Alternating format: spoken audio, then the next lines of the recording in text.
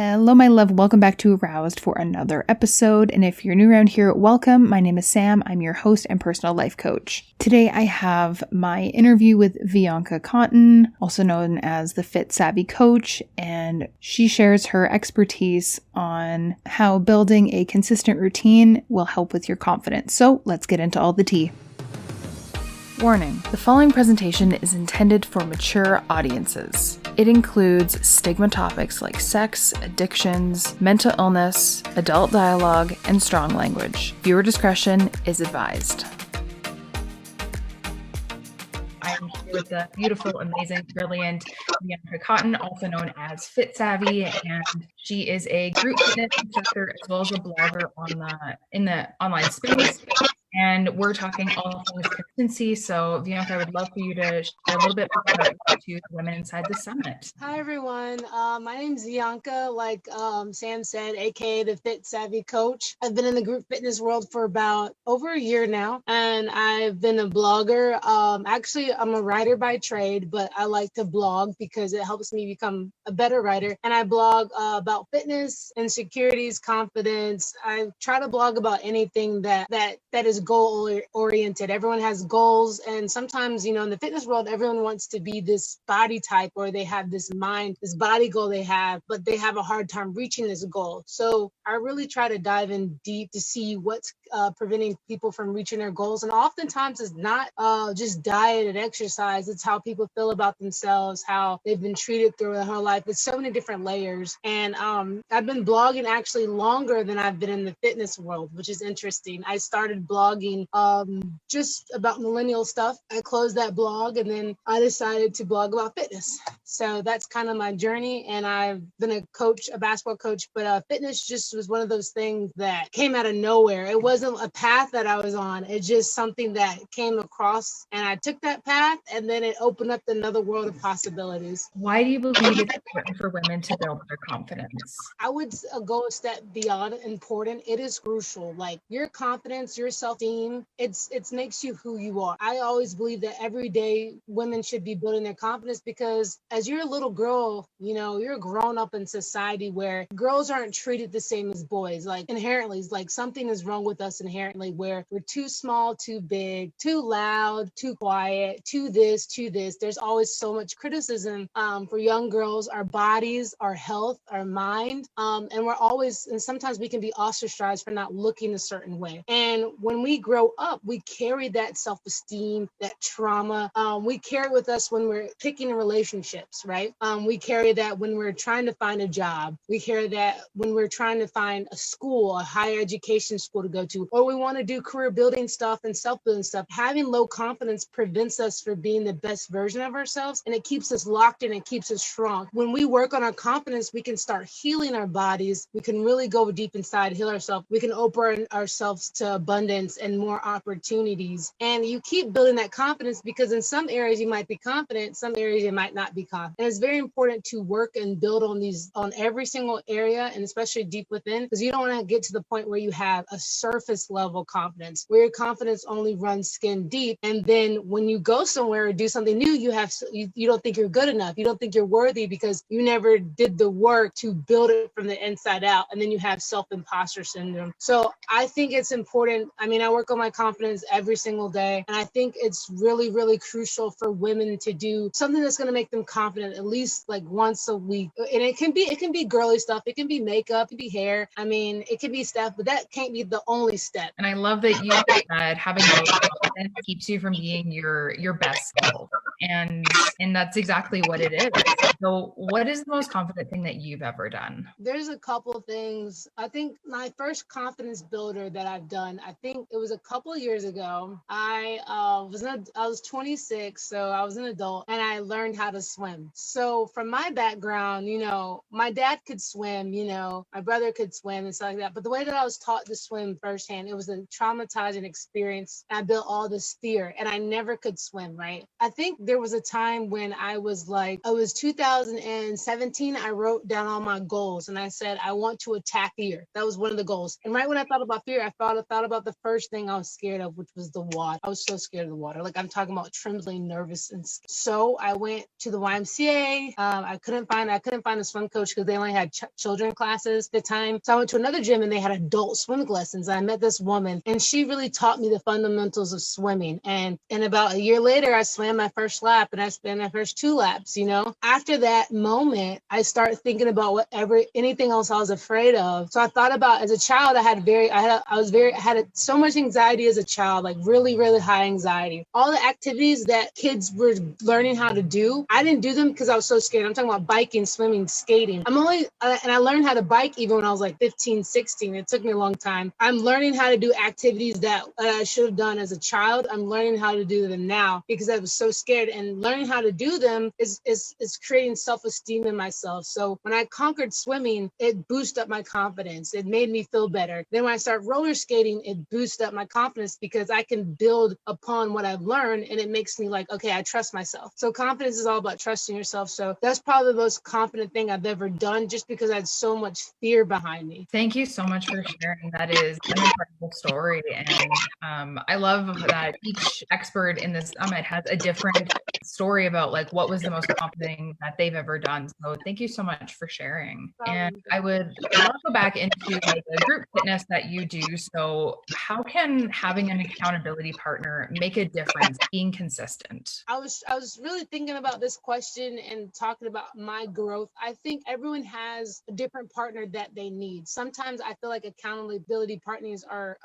great, especially if that's what you need. But you have to determine, is that what's really going to push you in the fitness world, and it's going to push you to be healthier. For me personally, I found that I needed a mentor. I needed a coach. I needed someone who was stronger than me that was going to hold me accountable. Because sometimes when we think about accountability partner, we think about our best friends, our friends, but sometimes your best friends are not on the same journey as you, or it could be like not adversarial, but it could be like a situation where your both of y'all's energy determines what y'all do. You kind of, when you're looking for accountability partner, you kind of want someone that's a couple notches ahead. So if you're falling, they can pull you up, because those people, they're going to have their down days, but their down days are probably your best day. So they're going to keep you motivated. And I always, like when I was, I row as a fitness instructor. I didn't know how to row when I first got there, I'm not going to lie, but I needed 3 different types of coaches to help me build my rapport, my stroke, how to be an effective coach, how to be a better coach, how to build the perfect playlist. I had 3 master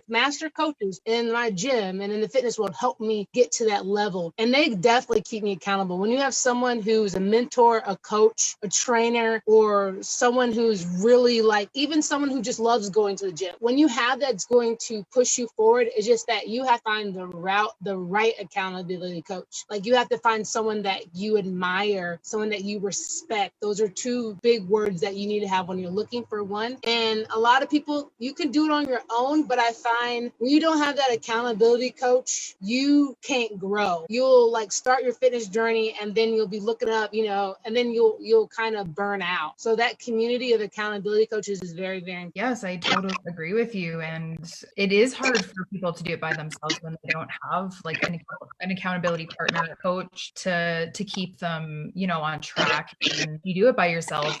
You might have your cell phone because we're in the digital age now, but it's hard to keep yourself like dedicated to like whatever you want to stay consistent, whether it's a fitness routine or in your nutrition or just like reaching towards like a separate goal in your self-development. And it's really hard to do it by yourself.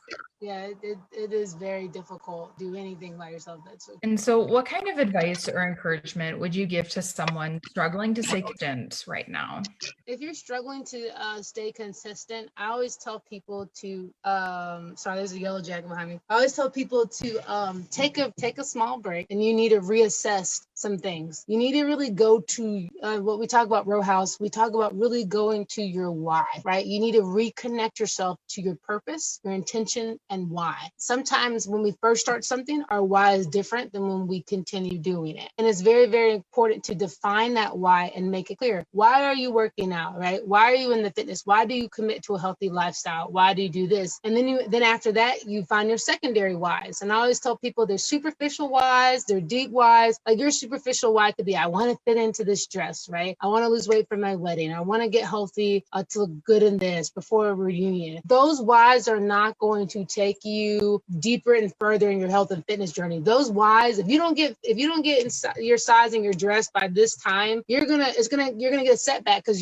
that feeds into your self-esteem. You're gonna be, oh, I didn't make. You need to have something that's deeper. You need to root yourself in something that's solid, that foundational stuff. The reason why I wanted to get healthy is because I was feeling sick. My body was like decaying, and that was my biggest why. And once you get that why, then you'll know exactly what to do, and you can start doing a to-do list, a checklist. You can start making small goals. Like your first goal could be like, I want to exercise twice a week. I want to do cardio twice a week. And then another thing I was going to tell you guys is that instead of just thinking of fitness and staying consistent as an exercise, a chore, I'm really a proponent of finding something that you like to do as an activity. Once you find an activity that you love to do, it's going to be so easy to work out. Then you can have where you're training, and then you can have your activity. The activity could be like dance, skating, swimming, playing volleyball, bowling, something that's hiking, drawing is even activity because it stimulates and healthies your mind. Once you find an activity and you get into that flow of working out and doing stuff and stuff like that, then you can start doing your goals and stuff like that. And it's going to be easier for you to stick with it because you've already built that core of moving your body. 100%. I think it's vital to find like your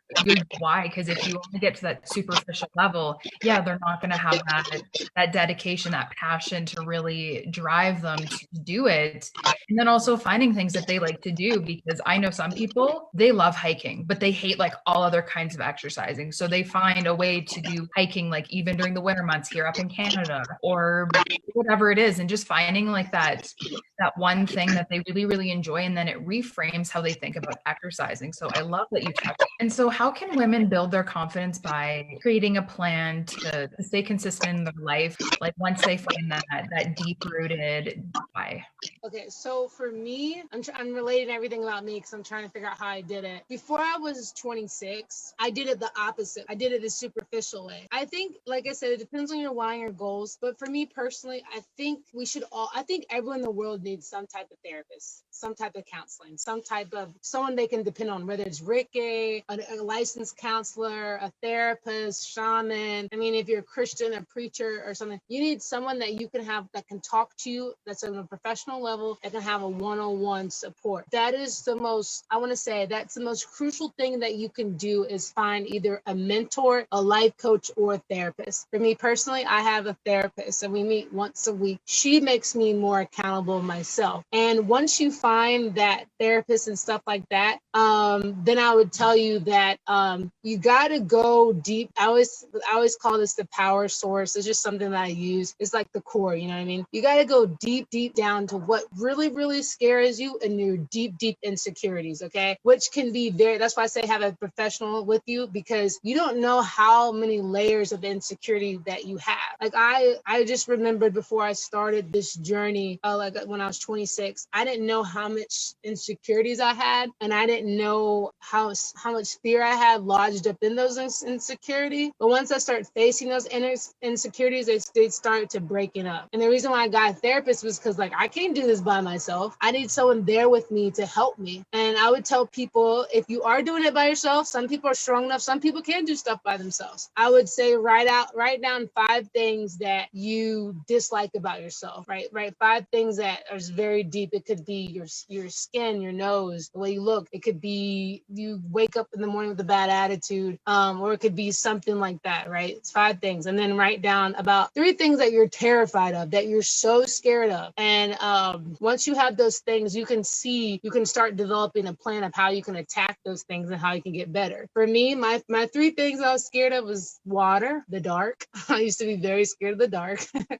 And then the last thing that I was scared of was like people hating me, people not like, right? And when I wrote those 3 things down, I'm like, I say, okay, how can I get over this? So I did it that way. And when I faced swimming head on, that was great, right? When I faced the dark, that was fine. But when I faced the hole, I'm afraid of people that didn't like me, that tied into my 5 core beliefs that I didn't like about myself. You see how that relation came in? And that's when I'm like, okay, now I need to work on those deep, deep insecurities because these 5 things are keeping me from elevating. So once you write down those 5 disbeliefs, you're going to have to really challenge yourself to not believe that. So you write down those 5 things that you hate about yourself, and then you counteract it. So for example, I'll use me again. I used to hate my hair. So I wrote, I hate my hair. I think my hair is ugly. It makes me unattractive. So you have to flip that. I love my hair. My hair makes me beautiful. My hair makes me more attractive. And you have to really meditate on those things so you can shatter your core beliefs. This is what my therapist told me to do. Really meditate on those things and shatter those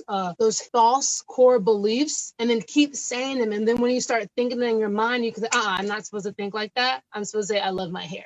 No. You can't allow yourself to think that bad about yourself, because when you think bad about yourself, it's going to tie into those fears that you have. You see what I'm saying? And that can go, and then the hair belief can go, I'm not worthy, I'm unloved. And then after you get rid of that nasty darkness, all that grossness and that stuff that you feel about yourself, then you can work a plan, right? Because if you put out a plan and you don't do the back end work, or you don't do the foundation, that plan's going to crumble. And I've done that so many times. I've had a plan and just crumbled because I didn't know that I had so much healing to do in my life. And I didn't know that I had so much foundational stuff that I had to work on. Now, if you're a girl or woman who already has done that foundational stuff, that's when I would tell you to write down a priority list. To take out a priority list of everything you want to accomplish. The number one thing, the second, third, fourth, fifth, sixth thing. After you make down that list, then you're going to make a plan of what you're going to do once a week to make that goal happen, to make whatever goal happen. And then once a month, once every 2 months, once every 3 months. When you write it down, I think it makes it more consistent instead when you write it on your phone, because sometimes you're just writing notes away. But I would say write down that stuff, your to-do list, your yearly list, your monthly list, write it down in paper, then have it in the phone and you can put it in your calendar. That's what I do for myself. And it keeps me on target. And then after I look at my list, I can just cross things down that I did. Some people like to do a daily list. I don't do all that. I just do a monthly, and then I might do a weekly. That's kind of how I stay consistent. Then the last thing I want to say, how to stay consistent. After you write your plan, after you've done your foundational work, after you've done your weekly and priority list, then you want to say, why am I doing this all, right? Before you were just doing it